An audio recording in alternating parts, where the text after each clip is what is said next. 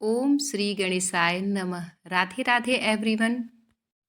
आज की वीडियो में हम जानेंगे कि हमने जितने दिन के लिए गणपति बप्पा का विराजमान किया है तो हमें उतने दिन उनकी पूजा उनकी सेवा हमें किस प्रकार से करनी है। हम सब ने अपने अपने घरों में गणपति बप्पा को विराजमान किया है। किसी ने 1.5 दिन के लिए, किसी ने 5 दिन के लिए, किसी ने 10 दिन के लिए। तो हमें उनकी पूजा कैसे करनी है? तो सबसे पहले सुबह स्नान आदि करके जिस तरीके से हम पूजा करते हैं प्रतिदिन, उसी प्रकार से हमें पूजा करनी है। तो सबसे पहले हमें पूजा गणेश जी की ही करनी है, क्योंकि प्रथम पूजा उन्हीं की जाती है। तो देखिए, सबसे पहले हम दीपक को हटा लेंगे। मैंने देखिए 5 दिन के लिए गणपति बप्पा को विराजमान किया है अपने घर में, तो मैं अखंड दीपक जलाती हूँ। तो ये दीपक इसी तरीके से जलता रहता है। तो हमने सबसे पहले जिस दीपक से आरती की थी उस दीपक को हमने हटा लिया है। उसको हम धुल करके फिर से हम उससे आरती करेंगे। और जो भी हमने फूल दुर्वा गणपति बप्पा को अर्पित की थी वो हमें बिल्कुल धीरे धीरे से हटाना है, जिससे कि हमारी मूर्ति हिले नहीं। क्योंकि जिस दिन हम मूर्ति का विसर्जन करेंगे उसी दिन हमें मूर्ति को हिलाना है। और हम धीरे से सारे फूल पत्तियाँ दुर्वा हम सब हटा लेंगे और कलश पे से हम फूल हटा लेंगे। और देखिए, मैंने एक साइड में छोटे से मिट्टी के गणपति बप्पा को भी विराजमान किया है, जो मेरे बेटे ने बहुत ही प्रेम से उन्हें बनाया है। तो देखिए, इस तरीके से हम टेबल को अच्छी तरीके से साफ़ कर लेंगे। और साफ़ करने के बाद हम भाव रूप से भगवान का स्नान कराएंगे। आप एक साइड देख रहे होंगे कि मैंने छोटे से मिट्टी के गणेश भगवान को भी विराजमान किया है, जो मेरे बेटे ने बहुत ही प्रेम से उन्हें बनाने में बहुत ही मदद की है। तो हमने उन्हें भी आसन दे करके विराजमान कर दिया है। हमारे बेटे को उसके सबसे इष्ट देव जो हैं, सबके अपने अपने इष्ट देव होते हैं, वो उसके इष्ट देव हैं गणपति बाप्पा। और वो गणपति बाप्पा की सेवा भी बहुत ही प्रेम से करना चाहता है। वो ये भी नहीं चाहता है कि हमारे घर से वो जाएं। कभी कभी ऐसा मन होता है कि जब बच्चों की बात रहती है तो कुछ पर्सनल भी बातें हम शेयर कर लेते हैं। तो देखिए, हमने भाव रूप से स्नान करा दिया है। और स्नान कराने के बाद हमने दीपक जलाया है। दीपक जो होता है वो पूजा का साक्षी माना जाता है। तो सबसे पहले दीपक जलाएं और उसके बाद मैं प्रतिदिन नियम से संकल्प लेकर के ही पूजा करती हूँ।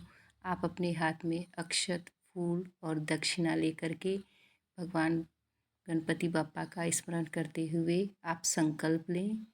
संकल्प बिना पूजा जो है पूरी नहीं मानी जाती, इसीलिए आप संकल्प जरूर लें। और देखिए, इसी नियम से मैं प्रतिदिन पूजा करती हूँ। संकल्प ले करके मैंने संकल्प ले लिया है। उसके बाद मैं अब भगवान गणेश को तिलक लगाऊंगी। और तिलक लगाने के बाद देखिए, हमें तिलक भी इस तरीके से लगाना है। रिद्धि सिद्धि माता जो है वो हमने सुपारी से बनाई है, तो हम उन्हें दूर से ही ऊपर से ही इस तरीके से हम उन्हें तिलक लगा देंगे। और उसके बाद हम फूल अर्पित करेंगे। अगर आपको लाल फूल मिल जाए तो बहुत ही अच्छा है, अगर नहीं मिलता है तो आप कोई भी फूल भगवान को अर्पित कर सकते हैं। तो हमने देखिए भगवान को फूल अर्पित कर दिया है। आप गणेश भगवान को प्रतिदिन दुर्वा जरूर अर्पित करें, क्योंकि दुर्वा उन्हें बहुत ही प्रिय है। तो आप उन्हें प्रतिदिन दुर्वा जरूर अर्पित करें। तो इस तरीके से हमने भगवान गणेश को दुर्वा अर्पित कर दिया है। दुर्वा अर्पित करने के बाद मैं कलश पे भी फूल अर्पित करूँगी। और जो मिट्टी से गणेश भगवान मेरे बेटे ने बनाया है, मैं उनकी भी पूजा करूँगी। उन्हें भी फूल दुर्वा अर्पित करूँगी, तिलक लगाऊँगी। आपने जितने दिन के लिए भी गणेश जी को विराजमान किया है, आप भाव से प्रेम से उनकी पूजा अर्चना करें। कहते हैं ना, भगवान प्रेम और भाव से सब कुछ सुन लेते हैं। जो आपके भाव रहते हैं, जो आपके प्रेम रहते हैं, उसी से भगवान प्रसन्न होते हैं।